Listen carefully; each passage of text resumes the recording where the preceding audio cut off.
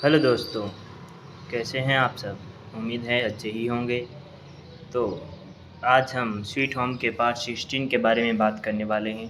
उससे पहले कि हम पार्ट 16 की बात करें, पहले हम हमारा एक छोटा-सा रीमेक कर लेते हैं।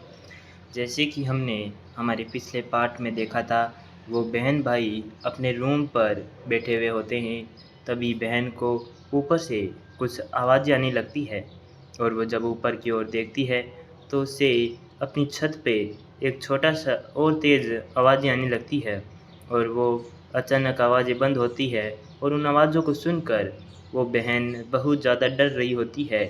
वो डरते हुए अपने भाई को अपने पास सुनाती है और अपने पास पड़े चाकू को उठाकर आगे बढ़ने लगती है। वो काफ़ी ज़्यादा डरी हुई होती है, लेकिन काफ़ी बड़ी बहन होने के कारण उसमें काफ़ी हिम्मत होती है। तो वो लगातार धीरे-धीरे अपने कदमों को आगे बढ़ाती रहती है और आगे की ओर जाते हुए कहती है, हे भगवान!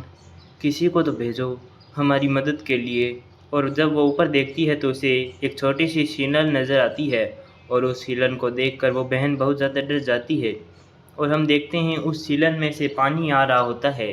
पानी जैसा कोई लिक्विड होता है, ये कोई पानी तो होता नहीं है।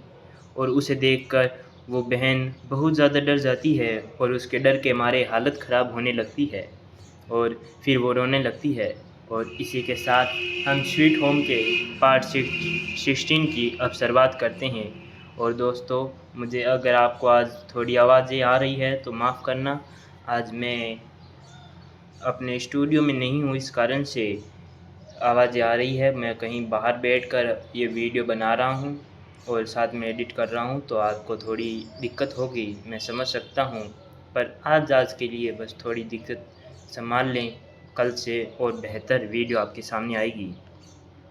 इस पार्ट की शुरुआत में हमें फ्लोर का सीन दिखाया जाता है।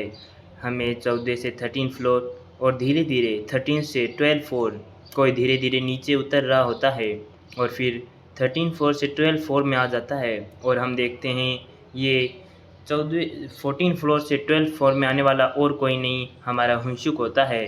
हुनसुक को भी अब आवाज़ें धीरे-धीरे बढ़ती हुई आवाज़ें आ रही होती है और इन आवाज़ों को सुनकर अपनी हुनसुक की हालत ख़राब हो रही होती है और पर वो अब वापस लौट नहीं सकता। उसे पता है अब उसे आगे बढ़ना होगा और उन बहन भाइयों की मदद करनी ही होगी। अगर वो इनकी मदद नहीं कर पाएगा तो और कौन करेगा?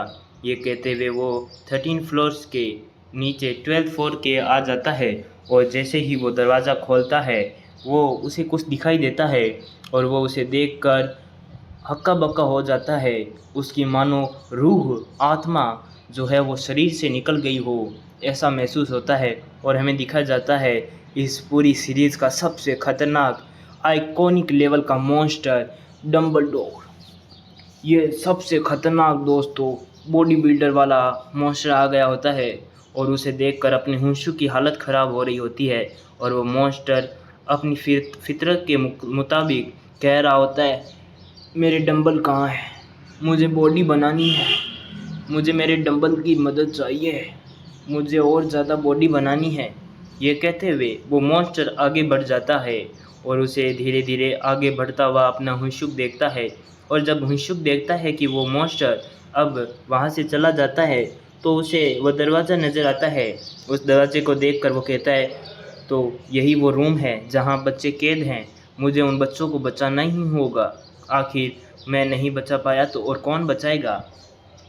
ये कहते हुए वो धीरे-धीरे वहाँ से जा रहा होता है। हम देखते हैं हुनसुक जब उस मॉन्स्टर को देखता है, अब मॉन्स्टर डंबल की जगह कह रहा होता है, मुझे मेरे प्रोटीन के डब्बे चाहिए। मुझे अपने प्रोटीन के डब्बे चाहिए जिनसे मैं अपनी और ज़्यादा बॉडी बना पाऊँ। ये कहते हुए वो वहाँ दरवाज़ा खोलता है और उसके अंदर चला जाता है और हुनसुक देखता है उस दरवाजे के पास एक हाथ गिरा हुआ होता है और अचानक उस हाथ को वो मॉन्स्टर अंदर खींच लेता है और शायद वो मॉन्स्टर उसके साथ अब क्या करने वाला है, वो आप और हम दोनों ही जानते हैं। और वो हुनसुक जब देखता है वो मॉन्स्टर उसे अंदर ले गया है, ये देखकर उसे बहुत ज़्यादा घिन आती है। उसे लगता है जैसे कि वो उस मॉन्स्टर को अब खाने वाला है, अपने प्रोटीन के रूप में यूज़ करेगा अब उस लाश का।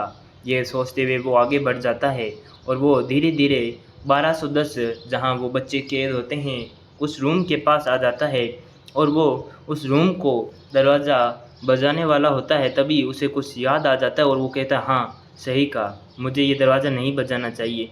ये कहते हुए वो बंदर अपनी धीमी सी आवाज़ से कहता है, हे बच्चों, क्या तुम मुझे सुन रहे हो? मैं तुम्हें यहाँ बचाने आई हूँ, क्या कोई है अंदर? पर कई देर तक कोई आवाज़ नहीं आती। तो वो फिर से कहता है, कोई सुन रहा है मुझे? पर फिर भी उसे अंदर से कोई आवाज़ नहीं आती। और तभी हम देखते हैं ऊपर से एक पानी वाला लिक्विड नीचे गिरता है और वो लिक्विड नीचे आते हुए अपनी हुंशु के कंधे पर गिरता है। और हुंशु को जब कुछ महसूस होता है कि उसके कंधे पर कुछ गिरा हुआ है और वो उसे साफ़ करने की कोशिश करता है, तो वो देखता है ये कोई चिपचिपा लिक्विड है। और इस लिक्विड को देखकर वो कहता है, आखिर ये क्या है? अब ये क्या मुसीबत, नई मुसीबत मेरे सामने आ गई। ये कहते हुए वो उसे लिक्विड को ही देख रहा होता है लगातार। और ये देखते हुए वो ऊपर की ओर देखता है और ऊपर हमें हुंशु के दिखाया जाता है। ऊपर एक दरार होती है जिसमें से वो लिक्विड नीचे गिर रहा होता है। और उस लिक्विड को नीचे गिरते हुए देखकर अपना हुंशु सोच रहा है, आखिर अब ये क्या है? आखिर ये क्या घिनौनी चीज़ है? ये कहते हुए वो अजीब सी शक्ल बनाता है। तभी अचानक उसके फ़ोन वाइब्रेट करने लगता है।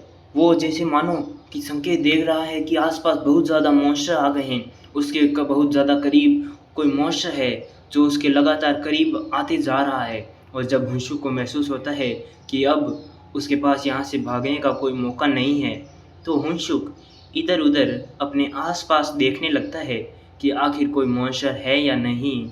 ये देखते हुए जब उसे लगता है कि कोई मॉन्स्टर नहीं है, तब वो धीरे से वो दरवाज़ा खोलता है उस रूम का। और धीरे से जैसे-जैसे वो दरवाज़ा आगे खुलता है, उससे धीरे-धीरे आवाज़ आती है और हमें दिखाया जाता है अचानक हुंशु के करीब एक लिक्विड वाला मॉन्स्टर आ गया होता है, जो कि हुंशु को देख रहा होता है। जैसे मानो उसे लग रहा है कि हुंशुक उसे देख नहीं पा रहा और वो अदृश्य है। पर हम देखते हैं हुंशुक अपनी आँखें उठाता है और जैसे ही उस दरवाजे को खोलकर अंदर की ओर देखता है, तो उसे वो मॉन्स्टर नज़र आता है। और उस मॉन्स्टर को देखकर अपने हुंशु की हालत ख़राब हो गई हो, जैसे उसकी आत्मा उसके शरीर से अब निकलने की कोशिश कर रही है। और इतना महसूस होते ही तभी वो अचानक उस मॉन्स्टर को महसूस होता है कि ये इंसान उसे देख पा रहा है। तो ये देखते वो कहता है, क्या तुम मुझे देख पा रहे हो? क्या तुम सच में मुझे देख सकते हो? ये कहते हुए हुंशु कुछ कह पाता उससे पहले ही हम देखते हैं हुंशु पर वो मॉन्स्टर हमला कर देता है। अपने लिक्विड वाले फोम को उसके चेहरे पर फैला देता है, जिससे हम देखते हैं हुंशु को सांस लेने में दिक्कत होने लगती है। और वो हुंशु सांस नहीं ले पाता और उसका दम घुटने लगता है। उसका लगातार दम घुट रहा होता है और वो चिल्लाने लगता है उस लिक्विड के अंदर ही। पर अब उसका कुछ नहीं हो सकता। फिर वो मॉन्स्टर अपने हाथ को दूर फेंकता है हुंशुक को, जिससे हुंशुक बहुत ही तेज़ी से दूर जाकर गिरने लगता है। और हुंशुक सामने वाली दीवार के जाकर बहुत ही घायल सा हो जाता है। लेकिन हुंशुक लंबी गहरी सांसें लेने लगता है। उसकी इतनी चोट नहीं आई होती, इसलिए वो फिर खड़ा होता है, उस मॉन्स्टर की ओर देखता है और मॉन्स्टर भी हुंशुक की ओर देखता है। और वो हुंशुक को लगातार देख रहा होता है और हुंशुक अपने मॉन्स्टर को देखता है। उन दोनों की नज़रें आपस में लगातार भिड़ रही होती है। तभी अपना हुंशुक अपने बिजली वाले हथियार को बिजली ऑन कर देता है, जिससे उसके हथियार में बिजली दौड़ जाती है। और फिर अपना हुंशुक कहता है, वो कहाँ है? पूरा आइकॉनिक लेवल में कह रहा होता है। वो मॉन्स्टर उसे देखता है और कोई जवाब नहीं देता। तो अपना हुंशुक चिल्लाकर कहता है, वो लो बच्चे, उनके साथ तुमने क्या कहा साले गंदे मॉन्स्टर कहीं के?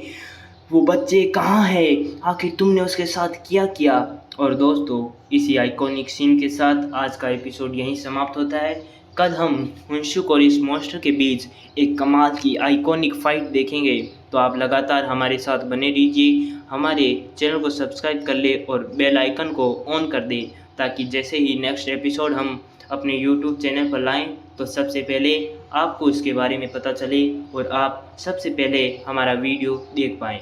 आज के लिए बस इतना ही। हम मिलते हैं कल एक और वीडियो के साथ।